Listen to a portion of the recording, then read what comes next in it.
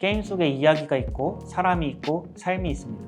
게임을 단지 젊은 애들이나 하는 시간 죽이기용 유흥거리라고만 생각한다면 26억의 영혼을 사탄에게 넘겨주고 눈을 돌리는 것입니다. 많은 교회들이 미디어를 통해서 복음을 전하고자 많은 노력을 하지 않았습니까? 그러면서 어떤 말을 들었나요? 항상 배척하기만 하다가 뒤늦게 그 영향력을 보고 세상 문화의 꽁무니나 겨우 쫓아간다는 가슴 아픈 비난을 들어보셨을 겁니다. 우리가 계속해서 게임을 그저 속된 오락거리로만 본다면 수십억 인구가 지나다니는 길에 복음을 올려둘 기회를 놓치게 되는 것입니다. 저는 그 가능성의 예시로 여러분에게 두 가지 게임을 소개해드리고자 합니다.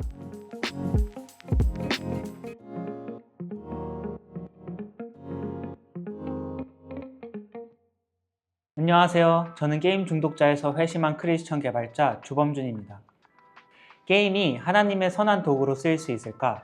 게임을 통해서 하나님의 영광을 드러낼 수 있을까?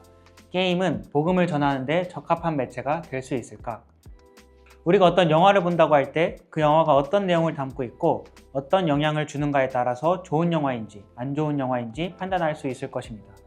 또는 그 내용이 좋지 않다고 하더라도 보는 사람의 역량에 따라서 타산지석으로 받아들일 수도 있을 것이고, 또 좋지 않은 내용과 가치관들을 분별해서 다른 사람들을 설득하고 권면할 수도 있을 것입니다.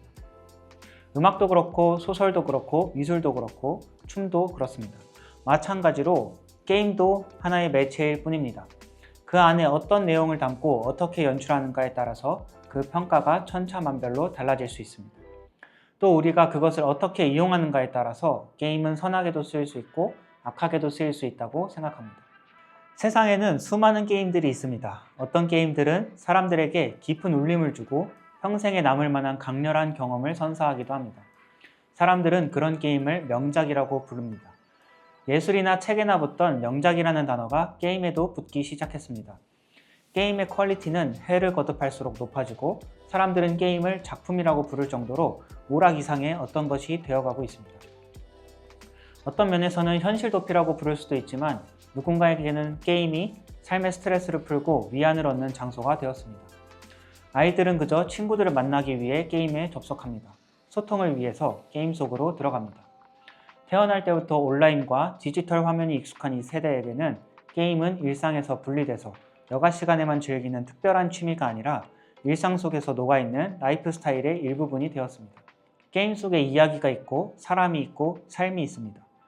게임을 단지 젊은 애들이나 하는 시간 죽이기용 유흥거리라고만 생각한다면 26억의 영혼을 사탄에게 넘겨주고 눈을 돌리는 것입니다.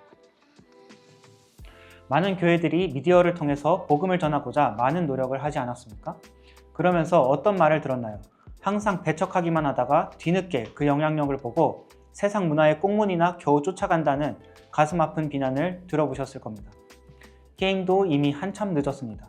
게임을 세상 문화로만 여겨서는 안 됩니다. 사도행전 10장에서 이방인 고넬료에게 복음이 전해지기 전에 베드로에게 환상이 열렸던 것을 돌아봅시다. 하나님께서 깨끗하게 하신 것을 내가 속되다 하지 말라. 분명 하나님께서는 이전엔 속된 것으로 규정하셨습니다. 이는 율법에 기록된 것이었습니다. 그러나 이전에 속된 것이었다 하더라도 그것은 변할 수 있는 것입니다. 우리가 계속해서 게임을 그저 속된 오락거리로만 본다면 수십억 인구가 지나다니는 길에 복음을 올려둘 기회를 놓치게 되는 것입니다. 저는 그 가능성의 예시로 여러분에게 두 가지 게임을 소개해드리고자 합니다. 첫 번째는 성경적인 게임이고 두 번째는 성품적인 게임입니다. 첫 번째 게임은 바이블X 스튜디오라는 해외 개발팀에서 제작 중인 게이트 제로라는 게임입니다. 게임은 한 소년이 미래에서 타임머신을 타고 신약시대로 돌아가는 것으로 시작합니다. 곳곳에 성경 이야기와 토막 지식들이 보물찾기처럼 숨어있고 미션을 수행하며 이야기를 따라가다 보면 3D 그래픽으로 구현된 예루살렘 성전을 직접 돌아다닐 수도 있습니다. 처음엔 기대하지 않았는데 설렜습니다. 예수 그리스도가 육신으로 이 땅에 오셨던 그 시대의 모습을 화면으로 마주하면서 너무나도 설렜습니다.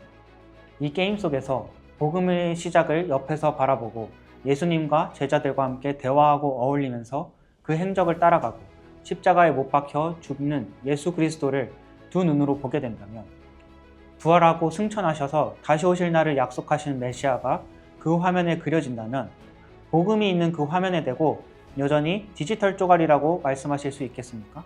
게이트 제로의 프로듀서인 아르베솔리는 이렇게 인터뷰했습니다. 우리는 젊은 세대가 예수 그리스도를 경험하고 성경의 이야기와 사건에 익숙해지게 할 게임을 만드는 데 뛰어들고 싶다.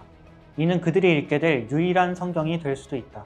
플레이어들을 과거로 되돌려서 성경의 풍부한 이야기와 사건에 몰입시킬 계획이다. 게이트 제로는 현재 스팀에서 체험판으로 이용해 보실 수 있습니다. 다만 꽤 높은 사양의 컴퓨터를 요구하기 때문에 게임을 하지 않는 사람들에게는 플레이가 조금 어려울 수도 있습니다. 그 다음으로 제가 성품적인 게임을 소개해 드리겠다고 말씀드렸습니다. 성품적인 게임이란 무슨 뜻일까요? 배경이나 메시지가 완전히 성경적이거나 기독교적이진 않지만 전반적인 메시지가 성경을 대적하지 않고 하나님의 성품에 위배되지 않는 그런 게임이라고 대충 정의하겠습니다. 제가 지어낸 말이지만 이미 있는 개념입니다. 기독교 색채를 빼고 메시지를 담아내려는 시도들이 영화나 음악, 도서업계에서는 흔하게 일어나고 있습니다. 두 번째로 소개드릴 게임은 나나리 스튜디오에서 제작한 셀리의 법칙이라는 모바일 게임입니다. 셀리의 법칙이라는 말의 뜻 자체는 바라는 대로의 일이 일어난다는 것입니다. 머피의 법칙과 반대로 예를 들면 마트를 가는데 한 번도 신호등에 걸리지 않는 날 같은 겁니다. 게임은 아버지와 딸의 재회를 그려냅니다. 주인공 딸인 셀리는 도시에 나와 살다가 어느 날 아버지가 위독하다는 소식을 듣고 고향으로 내려가게 됩니다.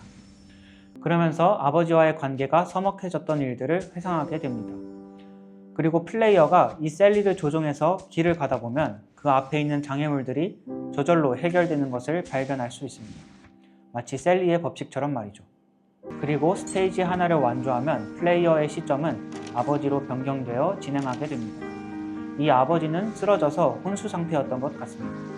육체가 아닌 영혼의 상태로 묘사되는데 이 아버지의 영이 셀리가 가는 길을 앞서가고 장애물들을 없애면서 게임을 진행하게 됩니다. 셀리의 입장에서는 인지할 수조차 없던 형통함들이 사실은 아버지의 영이 앞서가며 그녀를 지키고 있었던 것입니다. 시편 121편, 139편처럼 말이죠. 나를 지키시는 아버지의 영이 나를 인도하고 아버지의 사랑을 돌이켜 깨닫고 아버지를 만나 관계를 회복하는 이야기를 그린 이 게임이 하나님의 성품이 아니라면 무엇일까요? 이 게임이 크리스천이 만들었는지는 알 수 없습니다. 그러나 분명한 것은 제가 이 게임을 통해서 하나님의 아버지의 성품을 느꼈고 하나님을 묵상했고 말씀을 묵상했다는 사실입니다.